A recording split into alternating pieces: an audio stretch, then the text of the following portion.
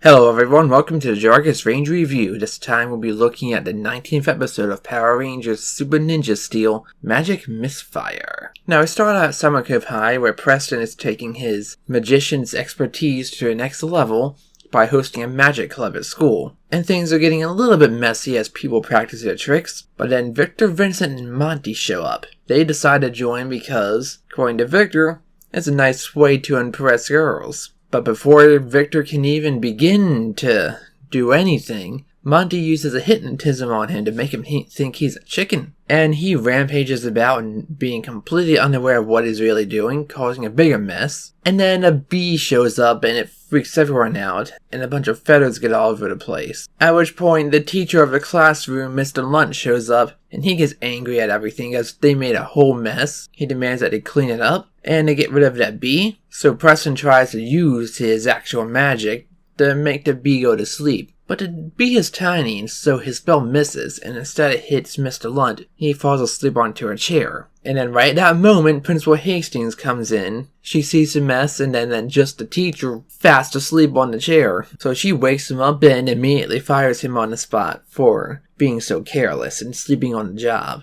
As for the other Rangers, they're practicing a new ability that combines all their element stars to create a barrier that no monster can escape from. Preston tells him what happens, and he feels bad about it because it's partially his fault that he got fired. I'd say 50% his fault at least that he got fired. So apparently Mr. Lunt is extremely well loved by the students, so they start a petition to get his job back. And while Mr. Lunt is packing his things, he can hear everyone talking about him and how he's going to be missed. And you can just tell from his facial expressions that he's pretty torn up about it. Altogether, they get almost 130 signatures and they show it to Principal Hastings, but she denies it because of the mistake he made, and that her decision is final, and walks off. So Calvin gets an idea in his head, maybe she should make a mistake for once, and she'll understand what it feels like. Now that I think about it, Hastings is even more no-nonsense than Kendall and Dino Charge was. Anyway, Calvin's idea gives Preston the idea to really make her make a mistake. So when school is over for the day, Hastings has a little bit of paperwork to do over in the office, making some copies. And that's where our Ninja Rangers make their move. First of all, Preston is hiding underneath her desk, and he uses a magic to put her to sleep right in a chair.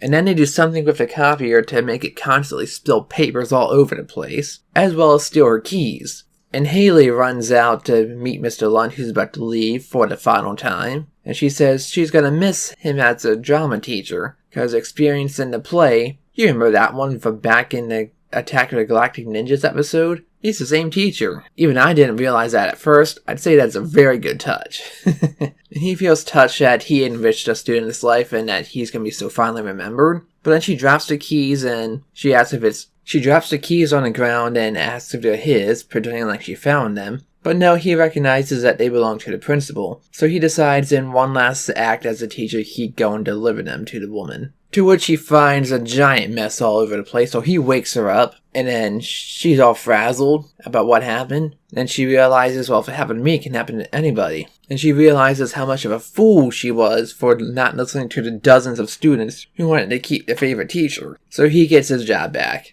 And he helps her clean up. And he wasn't bitter or anything about it. He was just really understanding and actually helped her clean up before she even gave his job back. So yeah, it's a great thing he wasn't really bitter about it and that he was still very helpful for her. She might not have changed her mind so easily. Now, while all this is going on, the villains have a grand scheme at hand. First of all, Titanmon wants to be gigantified by Odious because it's revealed that his body is just a robot. And his real body is extremely small and tiny. It can easily fit inside his face, and still have a lot more room in there.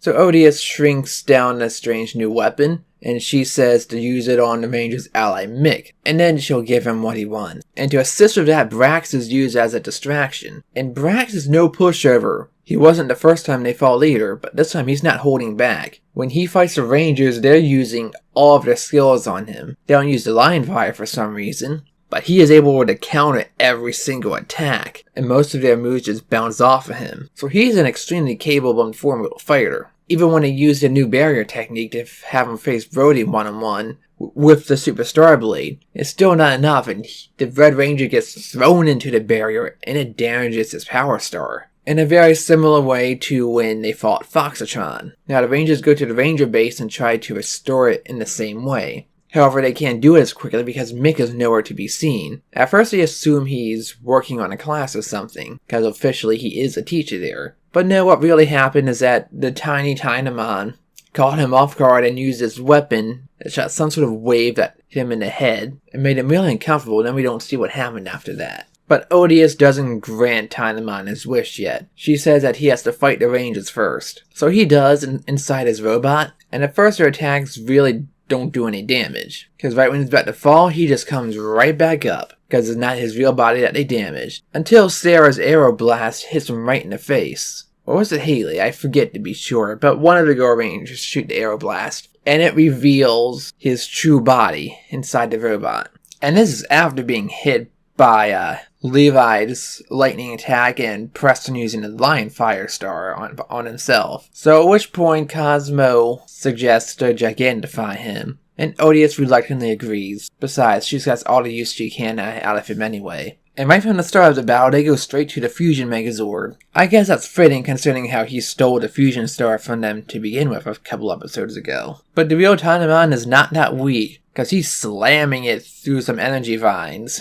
Right into the ground. So they call in a Lion Fire Zord to set them free, and then they merge with it to make the regular Ninja Ultra Zord. And they use its regular final strike to destroy him for good. Oh, but not all is good and well in Summer Cove. In the aftermath of all the issues they dealt with and their fighting, they're eating lunch in the cafeteria, but a couple people's sandwiches got mixed up, and when they asked which one it was, someone says chicken, and Victor Vincent is right nearby, and it triggers a hypnotic effect still on his mind for Monty, and he starts chickening out again, acting to be like one. Unfortunately, this lasts hardly even a few seconds because the Rangers get a transmission from Redbot, saying that there's a message from Mick. So they go to the Ranger base, and he's appearing on their screen saying he's going back to his home galaxy because his parents are sick, and says he'll be back. He just says he'll be back pretty soon, so she's like, well, bye now. Now you can tell something is off and not quite sincere by it. Even the Rangers think it's really weird. So we cut back to Odious' spaceship, and it turns out that that weapon put him under her mind control. And she wanted Mick specifically because he has the technical expertise to make a grand satellite broadcast that can put everyone on the planet Earth under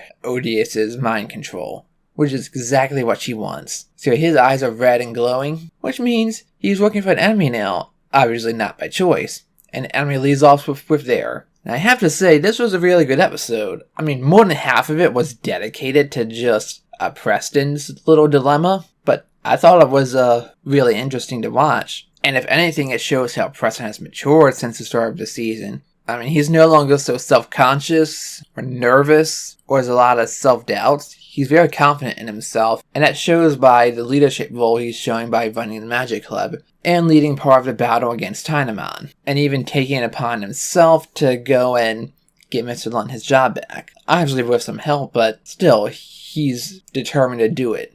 I gotta say, this time Victor didn't really do anything wrong. I mean, yeah, it is a little petty that he tries to get into Magic Club just to impress girls, but hey, he's a teenage boy. I think we can let him slide for that. It's Monty the ones that caused him all the trouble this time. In fact, a handful of times this half of the season, it's been Monty that's been getting Victor in trouble, and not Victor himself. I'd say more than anything, he was a victim himself. I mean, in the middle of the episode, when they were trying to figure out what to do, Victor was seriously concerned about Mr. Lunt and the fate of the Magic Club. Like, he wasn't acting all self-important either. He was really trying to figure out with everyone there what should be the next course of action. And I like that because it's a sign that he's maturing a little bit and thinking about people more than himself on an average day. And Monty, of course, doesn't say another word at all about it. I'm guessing because he knows his antics is what screwed things up to begin with.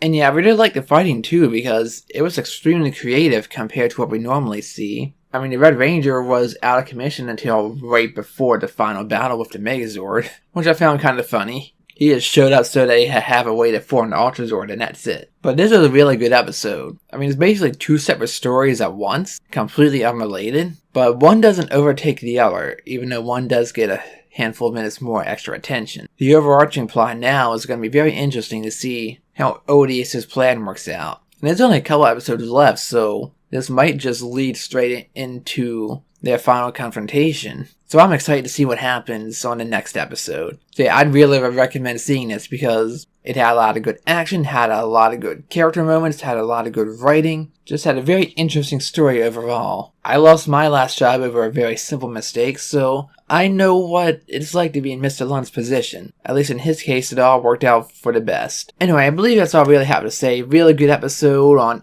all counts and all aspects. I really enjoyed it. It's been Jargus Gaming. Thanks for watching, and I'll see you for the next episode. Until then, let the power protect you.